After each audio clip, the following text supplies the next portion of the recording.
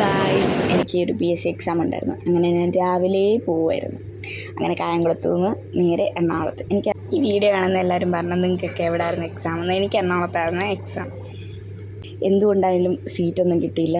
എറണാകുളം വരെ നിന്നാണ് പോയത്. നല്ലതായിരുന്നു. പിന്നെ എറണാകുളം എത്തി. അവിടുന്ന് പിന്നെ ഒരു തിരക്കൊക്കെ ആയിട്ട് വെളിയിലോട്ടിറങ്ങി. എന്നിട്ട് നമുക്കറിയത്തില്ലായിരുന്നു സ്കൂൾ അവിടെ നിന്ന്. പിന്നെ ഓട്ടോയിൽ പോവായിരുന്നു. അവിടെ ചെന്ന് പിള്ളേരൊന്നും ആദ്യം വന്നില്ല. നമ്മൾ ഒരു 10:30 ആയപ്പോഴേ അവിടെ ചെന്ന്.